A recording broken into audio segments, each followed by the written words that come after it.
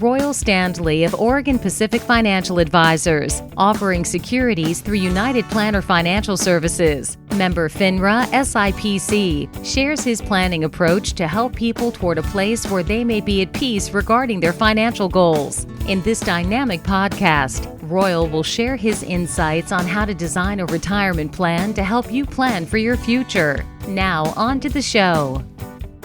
Hello and welcome to Life by Design with Royal Standley of Oregon Pacific Financial Advisors. Good morning, Royal. How you doing, man? Doing well. Excited to be here today. It's a beautiful rainy day here in Southern Oregon, so nice to be inside and have something to do here. I love the rain. And it's raining here as well. A little bit of drizzle, not too bad. But man, I'm from the Pacific Northwest, just like you, and I just love rain. I'm sorry, I don't know about how other people feel about it, but man, I love it. So yeah, if you're going to grow up in the Pacific Northwest or live here for any considerable amount of time, you really have to at least enjoy or appreciate the rain a little bit. Otherwise, it's just miserable. Yeah, exactly. And I think that the people that enjoy it like me, that we're a little bit crazy. I'll go out and play in the rain. I love that. And I think the other half that enjoy it, they enjoy it because they know it brings the beauty and the green that is just everywhere and all the flowers. And my parents owned a rhododendron farm, so I know that probably have rhododendrons all over the place in your area.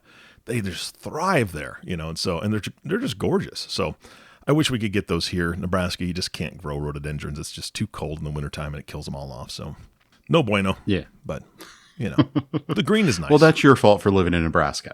It is. It really is. So let's move on. Shall we, Royal? What are we talking about besides the fact that I chose the wrong state to live in at this point? Well, I thought what we would do today is kind of shift our focus a little bit and really do a podcast, I think, to somewhat of a specific audience, and that is to business owners and plan sponsors of retirement plans. Okay. There's a lot of different types of retirement plans out there. There's a lot of different options. If you own a business, I just wanted to take some time and go over some of those things, talk about it, hopefully educate some people on what those different options are and kind of maybe what some of the terms mean, and let people walk away with more understanding there in really what is, I think, one of the great drivers in this country of building wealth, which is the 401k and other types of retirement plans. Yeah, and we've talked about some retirement plans before on previous podcasts. So is there a different type of focus for today as far as within these retirement plans? I think it's really just getting into the nitty-gritty of the different types of retirement plans and then talking about all the different features there that if you're a business owner or a plan sponsor that's either looking to set up a plan or, looking to kind of do that reevaluation you should do every few years on your retirement plan, you just want to kind of get your hands around all these different terms and what these basic options are, so you can sit down with a professional and really go through what those options might be for you going forward. Yeah, I remember us talking about the basic stuff early, so it's nice to dive into this. And I remember sharing with you that my first job at, career type job at 22, I think, or the first company that actually offered me a 401k, there was no explanation. It was all of us sitting around a table. Somebody kind of told us what a 401k was. Here's how you sign up. And there are 3 categories you can choose from: higher risk, medium risk, low risk. Pick one. That was it. So it's really nice to have the option and the opportunity to speak to a professional about it. And of course, I'm going to encourage everybody listening to this, when you are facing one of these types of plans, please, please, please consult a professional. Don't leave it up to the HR person. No offense to them. They do good work in a lot of different areas, but there are professionals that deal with these, like Royal, all the time, and they can answer the deep, dark questions. So, Royal, I'm ready to learn more. Perfect. Yeah, I think that I hear that story over and over again of, the guy came in, he said, here's your options and good luck to you. Yeah. And then we never saw him again. In my mind, it really comes down to there's 2 basic types of retirement plans. First of all, there's the defined contribution plan, which is really the most common type of plan that we see nowadays. And then there's defined benefit plans. Defined benefit plans were really the dominant type of retirement plan 50 years ago. And when you say defined benefit, you're really talking in most cases about a pension type plan. Yeah, I was going to ask you if that's what that meant. Exactly. So the benefit part is what's defined. You're going to work for a company for X number of years. You're going to make this much money. And when you retire, you're going to get, X dollars per month, for the rest of your life or for a specified period of time. So that's where that defined benefit comes in, is you're signing up for a plan that's going to give you a benefit down the road. The defined contribution plan really isn't necessarily worried about what it's going to look like at the end when you retire, but is instead designed to help you contribute money into the plan and allow that to grow over time. And really not too worried about what that number is when you retire. That's all going to be based on the decisions you make of how much you save, how much you contribute, and then how much risk and kind of financial expertise you bring to that account to have that grow over, whatever time period you have left to save for retirement. Mm-hmm. Let me ask you a quick question, Royal. With a 401k, and I'll use that because that's a defined contribution plan. That's the one most people know, either a 401k or 403b. Those can obviously be affected by the market, and that's something that we've talked about before. And during this time right now, the time we're in, we know the market has been incredibly turbulent and down and up and down and more down. And those are affected by that. But I've never really heard of a 401k failing, where I have heard of pension plans failing. Are those still possibilities with pension plans that still exist? Is it possible that those could fail because the company fails, or are those protected better than they were? There are better protections with pension plans. And when we talk about a pension plan failing, because they've defined a benefit out there for the future for their workers and their participants, when we talk about a pension plan failing, what that really means is they're not going to be able to deliver those promised benefits to workers that they promised, 10, 20, 30, 40 years ago. And so when that happens, that's usually because, number one, the company goes out of business and just isn't able to continue on making contributions to the plan like they originally intended to. Oftentimes what we'll see, and if you have a defined benefit plan, sometimes you'll get a statement saying how much of your benefit is funded. And usually that's as a percentage. They'll say the XYZ company, their pension plan is funded up to 96%, meaning that they have 96% of their money that they're going to need inside of that plan. So that's a fairly well-run plan. You might even see one in 100 or a little over that, something that's overfunded. Where it gets scary is, we've only got 80% in there for future retirees.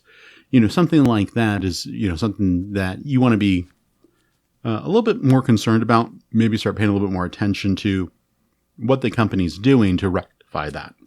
Yeah, that's a great point. Royal, it sounds to me like somebody needs to be paying attention, obviously, and looking at what that percentage is. And if it's low, there have to be other options, or there should be some other options that they're thinking about. Maybe they start an IRA or a Roth IRA. Is that probably a good idea to make sure that they're supplementing what's happening in case something happens with that pension plan? Yeah, absolutely. And that's part of what we do as financial planners of looking at all of your different retirement accounts and saying, okay, well, there might be a chance that this one might be a little shaky down the road. The real issue there is if you've already reached retirement and you don't have that ability, then it gets into some tougher questions of, what do we spend in the off chance that this doesn't work out? How do we make those lifestyle adjustments? So that's really where sitting down with a financial planner can really help, because we can kind of evaluate all those options and really look at if I pull this lever versus this lever, what's going to happen down the road. Yeah, fantastic. Today, I thought we would just kind of really probably focus on defined contribution plans. They really are the most common, unless it's a very specialized company or specialized situation, you're not really looking at setting up a defined benefit plan anymore. There's just not that many pensions out there. Now, if for some specialized doctor practices, maybe attorney groups, there is an excellent defined benefit plan called the cash balance plan that we can look at for those specialized clients. But for most business owners, you're probably looking at a 401k plan, or if you're a nonprofit, maybe a 403b plan. So we're going to spend the rest of today focusing on those, just to give plan sponsors, those business owners who are looking at or have already set up a 401k plan, that education that they need to be better equipped to make these decisions. Mm-hmm. All right. In my mind, there's benefits on kind of both sides of this equation, both for the business owner and the business to set up a 401k plan. And there's giant benefits there for the employees as well. One of the biggest things I see over and over again is if you don't have a retirement plan, it's tough to, retain your workers. It's tough to recruit new workers, especially if you're, in a professional environment, or there's a lot of demand there. A 401k is a great incentive there. And if it's between, your company and a company that, doesn't offer a 401k plan, you're going to have a little bit more cachet with that employee who's going to want to look for that added benefit package. Mm-hmm. Having a 401k plan with a profit sharing option is also a great way of being able to reward your employees after, a great year. It's a great way of incentivizing employees and giving them a little piece of, or a little sense of ownership there that they're able to profit on top of their normal salary in the positive outcomes for the company. Mm-hmm. And then, ultimately what we see here is there is a giant benefit for the owner of the company to set up a 401k plan, just in the sense of if it's structured properly, they can put a lot of money into the retirement plan and save quite a bit on taxes. All right. Well, what about the employees, though? So for the employees are going to get access to a very high limit tax advantaged account where they can defer really quite a bit of money into a retirement account. Most 401k plans also offer some type of employer match, which, we like to call the free money, or it might offer profit sharing contributions as well. And honestly, most 401k platforms, if they're structured correctly with a good investment company, they're pretty easy to use. They're pretty seamless. And oftentimes they'll have features there that will make it very easy for employees to start saving, such as auto enrollment, where a new employee is automatically enrolled once they become eligible into the plan. Auto escalation, which basically says once you're enrolled in the plan, the amount you save is going to go up by a certain percentage each year, so that as you grow in the company and continue to get raises, you're saving more and more for the future. So it's really, if it's well designed, a great way for employees to build wealth and become more financially stable for the future. Yeah, absolutely. All of this, however, comes down to, is it the right 401k plan for that business? So we kind of want to just transition right here into explaining some of those basics of what goes into a 401k plan. Now, a 401k, that is simply the tax code where this is broken out. The basics of a 401k plan. You're able to defer a certain percentage if you're an employee into the plan each year. So in 2020, that's $19,500 per year of earned income you can put into the plan. Now, any income you put into a 401k plan, that has to be earned at your job. If you're over the age of 50, you also get a $6,000 catch-up on top of that. So you're able to really kind of slam away quite a bit of money into that 401k plan. Yeah. All 401k plans allow you to put money in and defer the tax on it. So in this case, if you're deferring 5% of your income into a 401k plan, you're not taxed in that tax year on that 5%. So it actually lowers your current tax hit for that tax year. Now, once the money's in the 401k plan, it's going to grow tax deferred, meaning that you don't have to worry about any of the investment gains or interest that are earned inside the 401k. And once you get to retirement and begin taking the money out of that, that's actually where they're going to get you on taxes. The assumption has been for quite some time that, if you are in retirement, your tax bracket is probably going to be lower than when you were working, and you'll be able to take those dollars out at a lower tax rate. We've seen that work out most of the times, but there are certain cases where that's not always true. Mm-hmm. We also have a lot of plans that are now offering the Roth 401k option. With this option, you actually have the ability to, instead of deferring those dollars and not paying the tax on it, you can pay the tax on it and then defer the money into the 401k.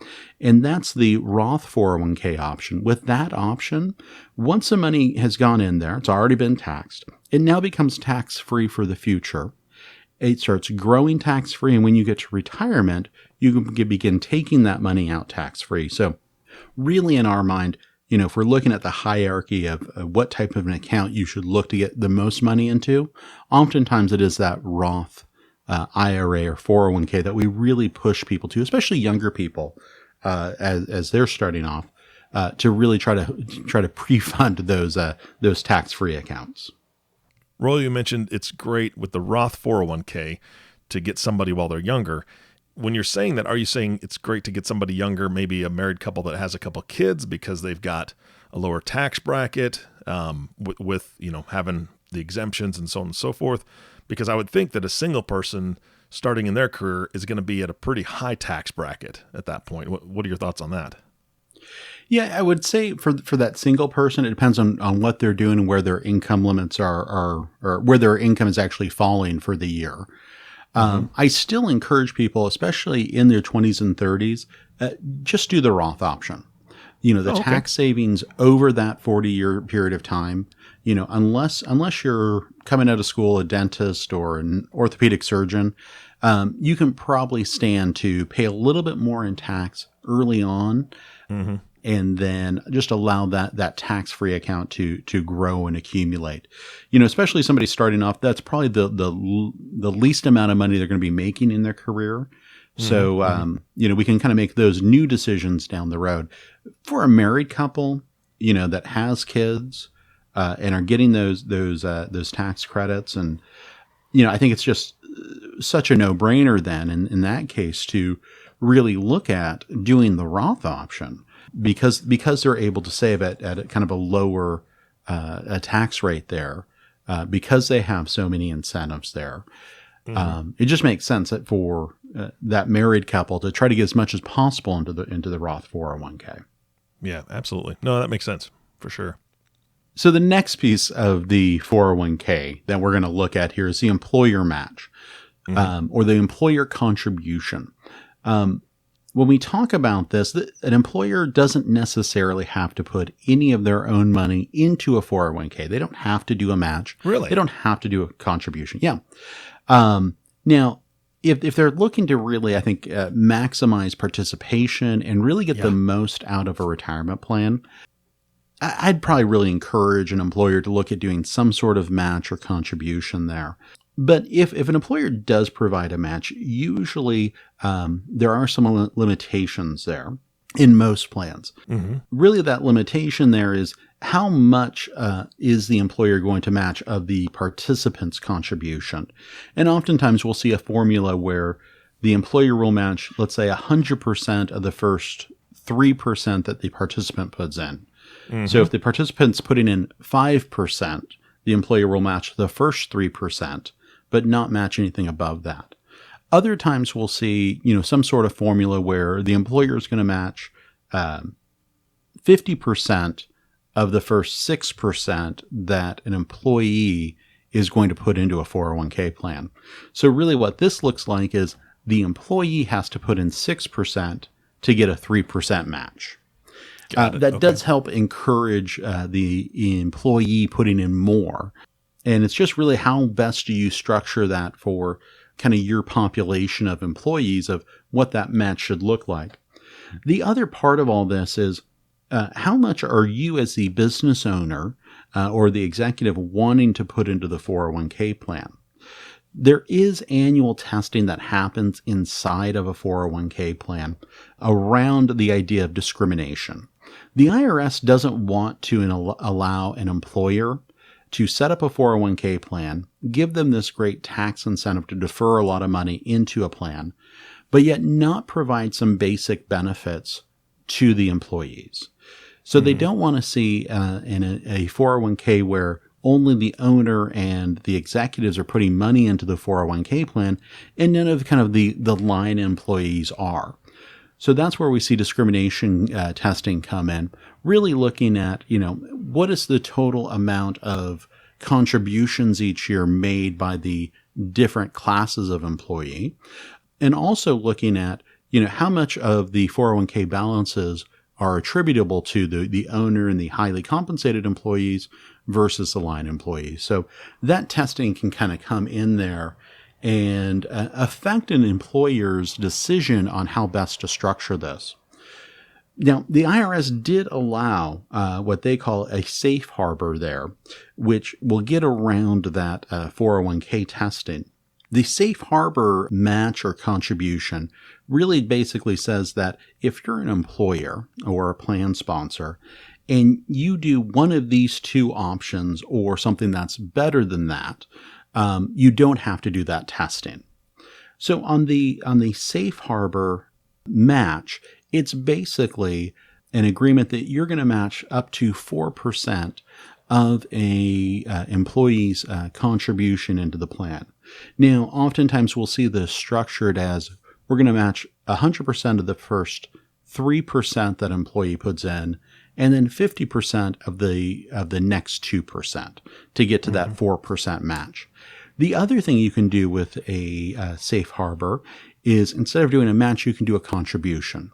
Now that contribution can just look like we're going to contribute, regardless of if the participant is going to put any money into the plan, the employer is going to contribute 3% of their payroll into the participant's 401k plan as a safe harbor.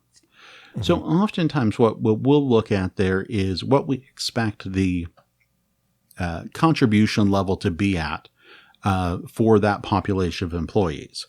If everyone in the 401k is contributing to the plan already, it might make sense just to do the 3% contribution to everyone, because that'll probably save you some money as far as that matching formula goes if everyone's already participating. If you have a plan where not everyone participates, in that case, it might make sense to do the match and try to incentivize those people to put money into the plan. And I've talked to a lot of business owners over the years that are really of the opinion that if the employee isn't going to put some of their skin in the game, they really don't want to add to an employee's retirement plan, which I think makes a lot of sense. There's that desire to see your employees kind of take that initiative to put those funds in and begin planning for themselves. Got it. Absolutely. Royal, I have one question for you about this section that you just spoke about. You ready? Yes. Can a business owner call you and ask you to explain this again? This is complicated. I'm a business owner and I'm listening to you and I've got the gist of it, but man, there's so many options, it sounds like, and so many things just to make sure that you're careful of and so on and so forth. I'm not going to ask you any follow-up questions to explain anything else because we're pretty deep in the weeds, but I'm going to encourage every business owner out there that if you're thinking about this or you haven't done it, or even if you have and you want somebody to take a look at it, they got to give you a call because you're talking over my head right now, Royal. I'll be honest. This is fantastic stuff. But man, there's a lot to learn. And I know that that's why you're the professional. So can they call you? Yeah, absolutely. Absolutely. All right, good. You can always call us at 541-772-1116 or visit our website at opfa.com. We've got a lot of good resources there for plan sponsors that can kind of go over the basics of this. But oftentimes what we see just over and over again is kind of shoddy plan design, where maybe a 401k plan was set up years ago. These options weren't explained. Maybe the person who set it up just said, how much do you want to match? How much do you want to contribute? And they just wrote something down. Yeah. And the employer can't get kind of their maximum benefit out of the plan because every year they try to max that out and they're told, oh, you can't put that much in because you didn't have enough of your employees contribute. And, we just see this over and over again, and it's such a simple fix. And most employers, once they kind of gain an understanding of all these different moving parts, and we're really just scratching the surface on 401k plan design here, it really starts to grab hold and make sense to them of, oh, okay, I can provide this benefit that will be appreciated by my employees, and I'm able to take full advantage of my 401k plan that, I've set up, partially for my employees, but also for myself to be able to save this money for my retirement down the road. Got it. Yeah, absolutely. All right. What else are we covering today? So I thought we'd talk a little bit about the investments inside of a 401k and what that would look like.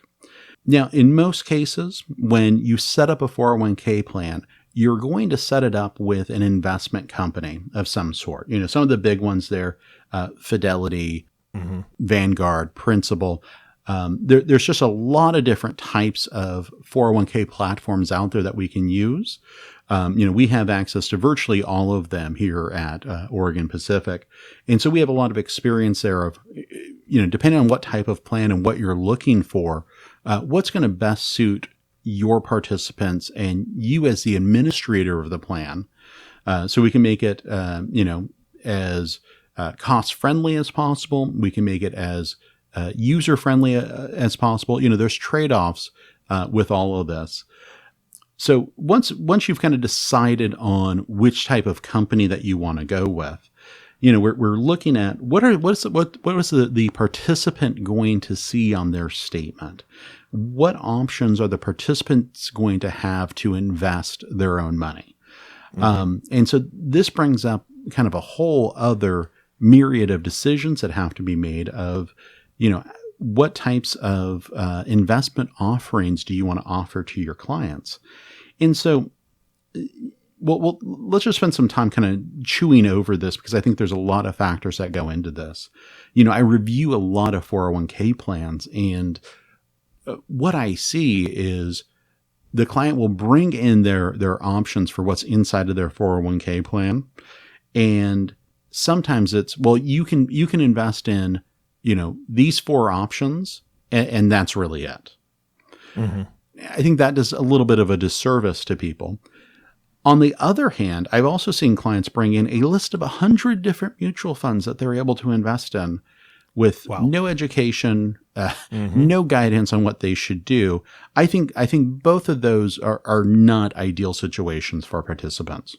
Yeah. They've done a lot of studies as far as what's the appropriate number of investment options for, a 401k or a retirement plan. And it comes in about 16 to 20. Anything above that, it's just too many. There's too many choices for a participant to make. I was reviewing a 401k just recently, and they had, I think, 3 or 4 different small cap growth funds.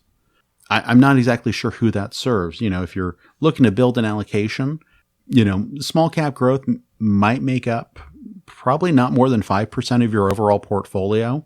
I'm not sure why you would need 4 funds to accomplish that.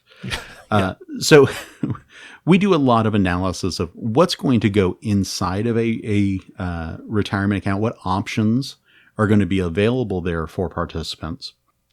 We can spend a little bit of time right now talking about what's called the Qualified Default Investment Alternative, or QDIA. The QDIA is, I think, an important decision for a plan sponsor to understand about. That is really the default. If someone decides that they don't want to make an investment decision, this is what their investments are going to default into. And there really are only a few different types of investments that can qualify as a QDIA. These are, balanced funds, target date funds, or managed funds, like a pooled account of some kind. And we'll touch on pooled accounts. If you have a properly structured QDIA, an employee can't come back against the plan sponsor and say, I didn't want to be invested in this. I didn't know you were going to put my money into this. You spell that out in the plan document, and the Department of Labor, who really oversees a lot of this regulation, has basically says if you choose a QDIA in these categories, that's going to provide you as the employer with some additional protections. Basically saying, you're not going to be found at fault if you choose a QDIA that fits into these categories. Now, what's interesting, the thing I didn't list on there was a money market account. For years and years before this new regulation came out, the default investment, somebody didn't make a choice of how they wanted to be invested. Oftentimes, they would just select the money market account. The plan sponsors would say, okay, well, we'll just take the safe option. The issue with that, though, is there's really no money to be made in this environment in the money market account any longer. Mm-hmm. So the purpose of a retirement account is to get those funds invested. So that's why the Department of Labor really came out with these regulations saying, hey, we want this money to be invested. We want to provide plan sponsors with some protections for making this decision. And we want to look at what options are available there on the table. So one thing I mentioned there was target date funds.